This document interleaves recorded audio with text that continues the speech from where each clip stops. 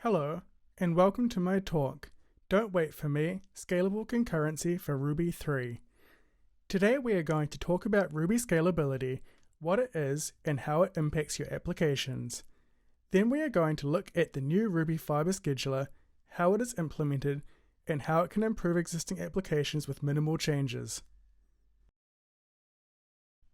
So, what makes Ruby a great language?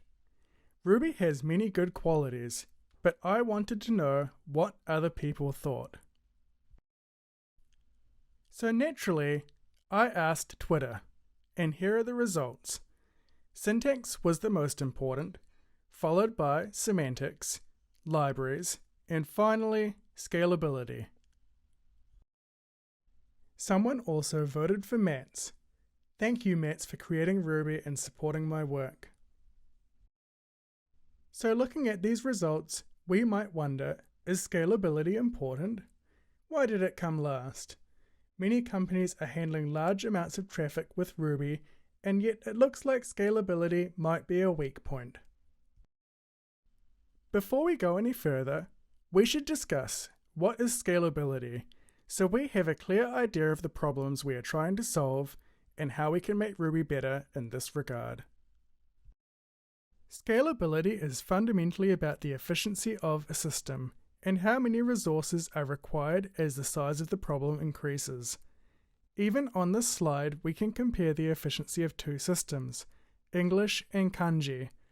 English requires 6 times more characters to say the same thing, which is less efficient.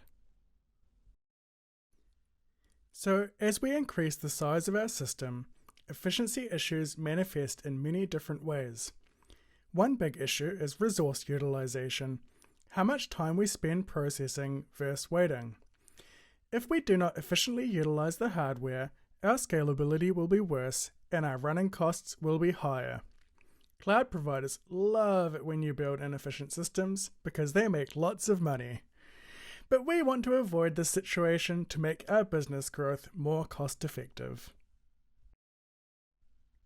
Modern processors are so fast that they often spend a lot of time waiting on memory, storage, and network I/O. In order to utilize the hardware more efficiently, we can timeshare between multiple tasks. When one task is waiting, another can execute. This is one way to improve scalability. Typical operating systems use processors and threads to execute tasks. Threads are very similar to processors, but they have reduced isolation and fault tolerance because they share memory and address space. A single hardware processor can context switch between these tasks in order to complete all the required work as quickly as possible. We can add more hardware processors to increase the scale of a system. This allows multiple tasks to execute simultaneously. In the case that one task is waiting, the processor can move to another task. But shifting between tasks is not free. Context switching, as it's called, is a relatively expensive operation at the system level, and as processors dance around between tasks, the overhead of switching can become significant. We refer to this simultaneous execution as parallelism, and it is an important part of any scalable system. However, it also introduces significant complexities, including non-determinism, race conditions, and fault tolerance. Application code should not need to deal with these complexities, and it has been shown time and time again that thread safety issues are a significant source of bugs. But when used carefully, isolated parallelism provides the foundation for scalable systems. Another way to improve hardware utilization is to interleave tasks. There are several ways to do this: callbacks, promises, and fibers. When the application code would execute a blocking operation, the state is saved. Instead of waiting, some other task will be executed. And when the application code is ready to process again, it will be resumed. This allows us to combine tasks back to back in a single process. We can minimize the system-level context switch overhead by implementing an event loop which can schedule work more efficiently. We refer to this interleaved execution as concurrency, and it is an important tool for highly scalable systems. Threads and processes are designed to expose hardware-level parallelism, which is typically limited by the number of processor cores in your system. In practice, process or thread per connection implies an upper bound of 10 to 100 connections per system, which is simply not practical if you want to build highly scalable applications. How does scalability impact cost? A lack of scalability in an application can cost the business. Not only does it increase your hardware cost, but it can impact your user experience if systems become overloaded. In addition, you may find you are building more complex distributed systems to account for a lack of scalability in your core application. These designs bring many hidden costs, including operational and maintenance overheads, and make it hard to move on new opportunities because of scalability debt. Efficient, scalable systems are great for the planet. Less computers are required for the same work. The technology sector is responsible for about 2% of global carbon emissions, and as a civilization, we are facing an unprecedented set of challenges relating to climate change. We can help by improving the scalability of our code to reduce natural resource consumption and energy utilization. Our code can help to build more efficient systems for society. I believe this is our responsibility as software engineers. Is Ruby fast enough?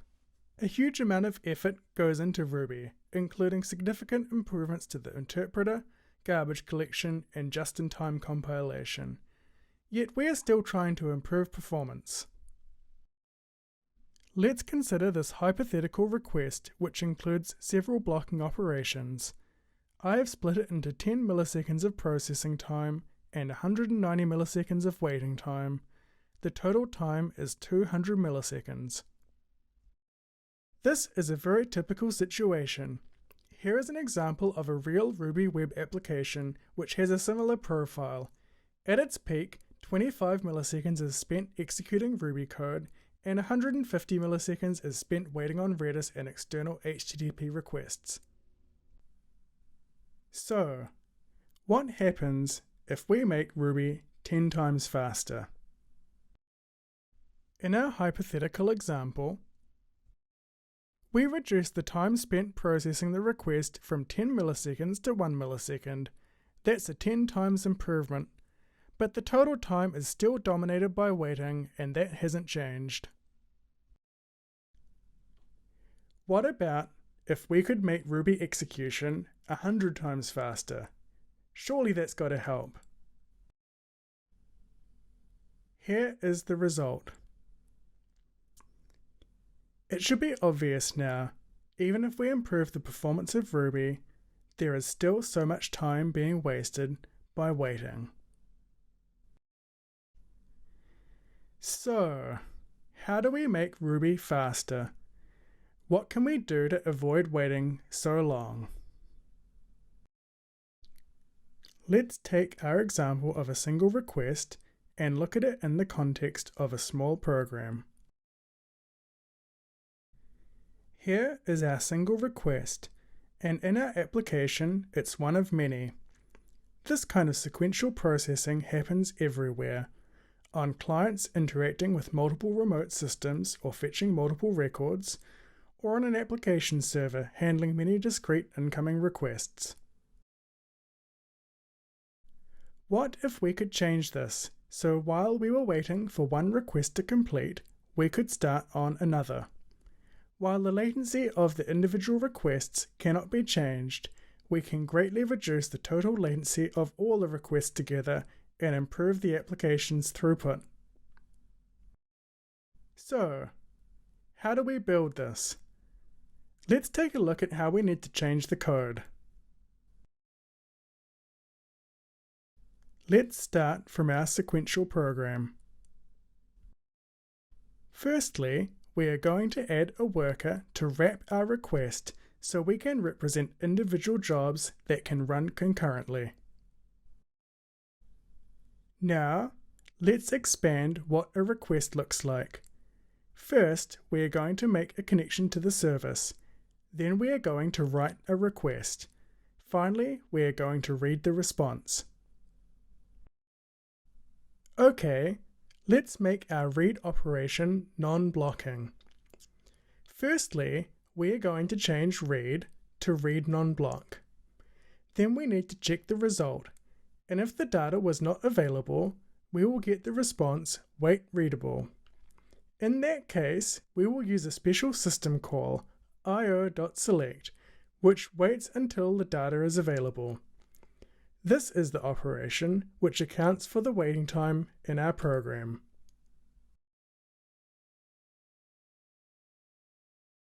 Rather than waiting, we can use another special operation called yield, which passes control out of the current worker and allows another worker to execute. We also store the current worker into a waiting table indexed by the I/O we are waiting on. Finally, we implement an event loop, which waits for any I/O to become ready using io.select, and then resumes the matching worker so it can continue processing the response. Congratulations! This is the entire implementation of non-blocking event-driven I/O for Ruby. As you can see, the implementation is a bit verbose. We don't want developers to have to rewrite their code like this because it exposes a lot of details that they shouldn't need to worry about. In fact, it's my belief that you should not need to rewrite code at all. Scalability should be a property of the runtime system, not your application code. So let's rework this code and hide some of the details behind a tidy interface. Firstly, let's encapsulate the waiting list into a scheduler object.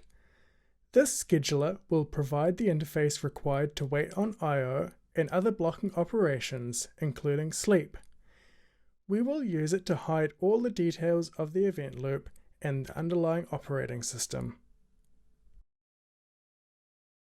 Next, let's move the details of waiting on a specific I/O into the scheduler implementation. There is already a standard method for doing this called waitReadable. This allows the scheduler to handle the scheduling of individual tasks without the user needing to explicitly yield control or manage the waiting list, as these are usually implementation-dependent details. Finally, we move the entire event loop into the scheduler implementation and replace it with a single entry point, run. Because some operating systems have very specific requirements on how this loop is implemented, putting it into the scheduler improves the flexibility of the user code to work on different platforms. As I said earlier, I don't believe we should need to rewrite existing code to take advantage of the scheduler. Other programming languages require explicit syntax, such as async await, in order to do this. But we can take advantage of Ruby's fibers to avoid this explicit syntax and hide the await in the method implementation. In our code, we expanded the read operation to become non-blocking, but this detail can be hidden within the implementation of Ruby itself. Let's revert the implementation back to the original blocking read. We still need to call into the scheduler. How can we do this? In our implementation, scheduler is a local variable. However, we introduce a new special thread local variable to store the current scheduler. The thread local variable allows us to pass the scheduler as an implicit argument to methods invoked on the same thread.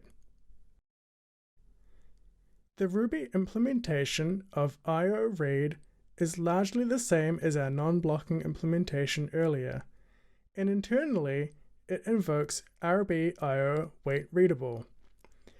It is in this method that we add a little bit of magic.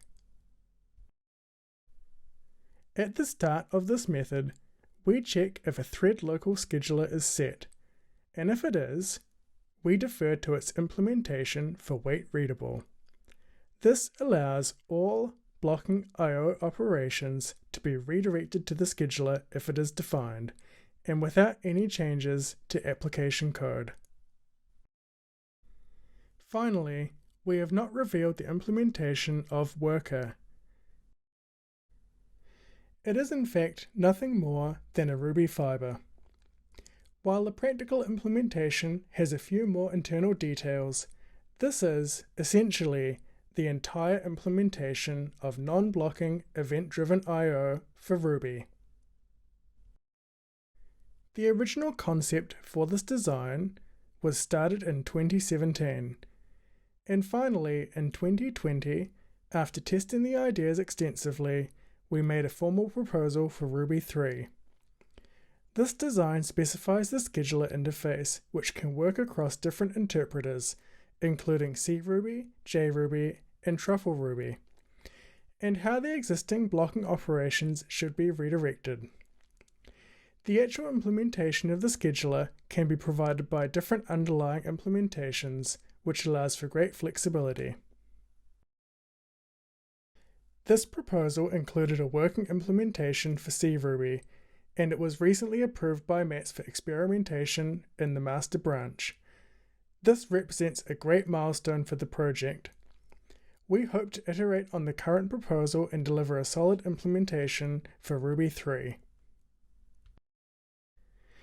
How do we support existing web applications? Fundamentally, the scheduler is designed to require minimal changes to application code. However, we still need to provide the model for executing application code concurrently. In addition, not all blocking operations are due to I/O.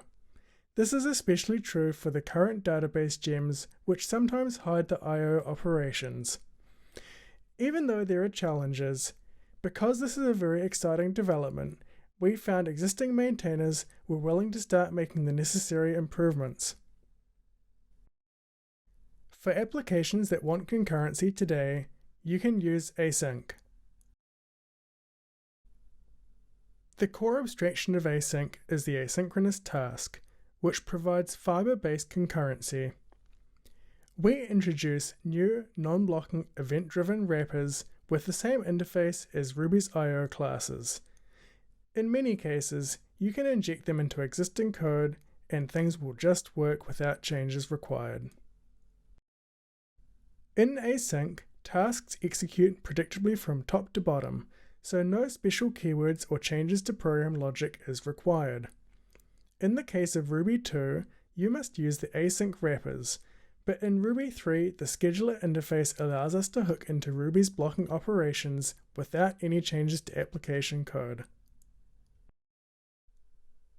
At the core of Async is the non-blocking reactor, which implements the event loop. It supports a variety of blocking operations including I/O, timers, queues, and semaphores. Blocking operations yield control back to the reactor, which schedules other tasks until the operation can continue. The async gem is less than 1,000 lines of code, with good unit test coverage. We felt it was very important to reach a stable 1.0 release with a well-defined interface, along with a good test suite, because this provides a strong foundation for reliable applications. Lately, I've been looking into Async, as one of my projects would really benefit from non-blocking I/O. It is really beautifully designed. Janko Moronic on the general design of Async. Async has a growing ecosystem of scalable components, including support for Postgres, Redis, HTTP, and WebSockets. One of our goals is to bring high-quality implementations of common network protocols to Ruby, with a focus on both consistency and scalability. Almost all the components are tested for performance regressions. Because the Ruby 3 scheduler interface has been merged, we now have experimental support for that interface in Async. Once this interface is finalized, you will be able to make existing Ruby I/O non-blocking when used within an async task. Right now, it's experimental, but we hope to release it soon. If you write existing code with async, you will not need to make any changes to see improved concurrency with Ruby 3. One of the most critical parts for many businesses using Ruby is the web application server. We built FALCON as a scalability proof of concept, and it was so successful that we've continued to develop it into a mature application server for Ruby web applications. FALCON is implemented in pure Ruby, yet in performance it rivals other servers which have native components. This reinforces our original assumptions about the diminishing returns of improving the Ruby interpreter. Out of the box, it supports HTTP1, HTTP2 with zero configuration. This gives you a modern localhost development environment. It can also be used in production without Nginx. It has a really great model for WebSockets, and we recently demonstrated a single instance with 1 million active WebSocket connections. In order to reach this level of scalability, it uses one fiber per request, which means that your application requests will be scheduled concurrently if they do blocking operations, for example database queries, web requests, Redis, and so on. To achieve parallelism across multiple CPU cores, FALCON uses a hybrid multi-process, multi-thread model, so we can support CRuby, JRuby, and Truffle Ruby seamlessly. So, is it scalable? Well, like anything, it depends on how you use it. But in various micro benchmarks, we have shown that it can perform very well, especially when there are operations which are non-blocking with FALCON but blocking on other systems. This graph shows Puma versus FALCON. Puma plateaus at 16 workers, while FALCON is able to continue scaling up until all CPU cores are pegged. We thought this was a great result, especially if your company is dealing with a high volume of traffic. Async is the right model because web applications are almost always I/O bound. The Ruby web ecosystem is really lacking in scalability, for example WebSockets on Puma. Async unlocks the next tier of scalability in the most Ruby-like way possible. Brian Powell on migrating from Puma to FALCON. So, the big question, does it work with Rails? Yes, it's rack compatible. However, there are some caveats which we will discuss next. Active Record is a commonly used gem for accessing databases.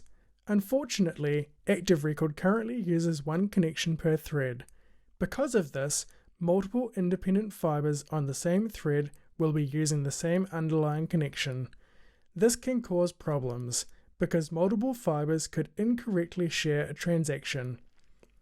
This is kind of a design fault of Active Record, and there is discussion happening right now about how we can improve the situation. I think Ruby 3 will drive these changes as the model for event-driven concurrency becomes clearer. Another issue is that database drivers don't use native Ruby I/O, and are instead usually opaque C interfaces.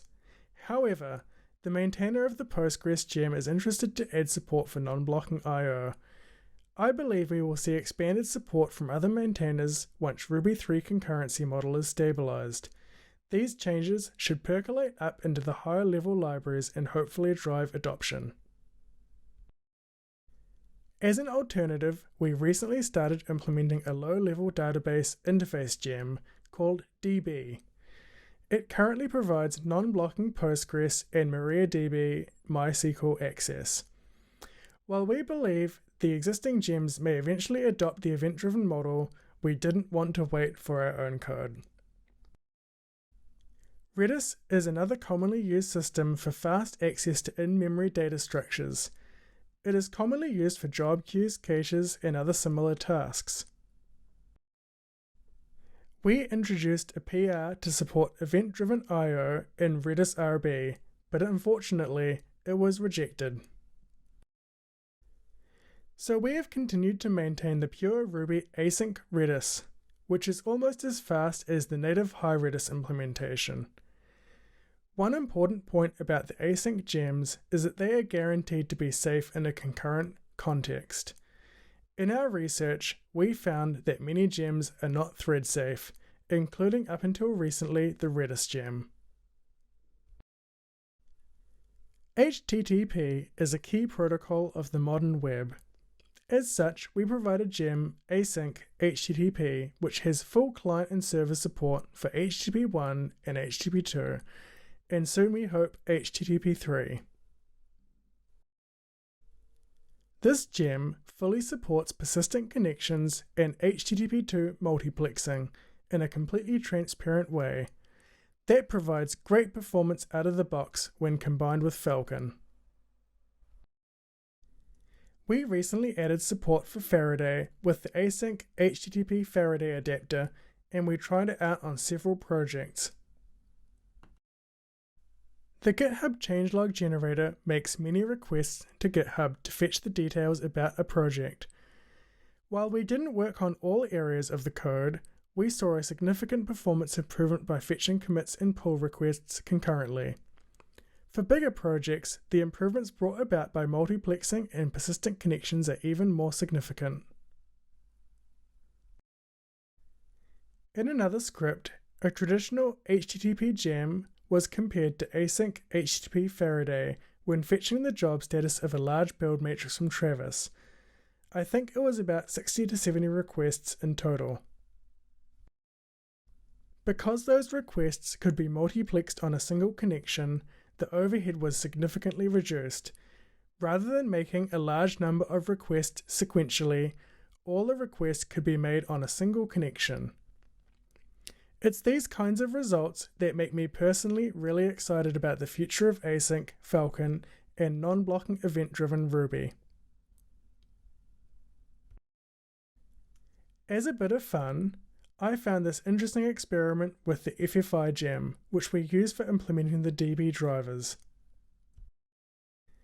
It moves FFI calls to a background thread, and then yields control back to the scheduler. While it's pretty risky in general, in some cases this can be a valid approach, and offloads otherwise blocking C functions to background threads. So, what are the next steps? It depends on you. The community. Please try these new gems and features of Ruby and give feedback. The best thing you can do is have fun with these new projects. I hope they make scalability exciting. And the businesses. Please support this important work. We recently introduced a paid model for FALCON. If you are interested in this, please reach out.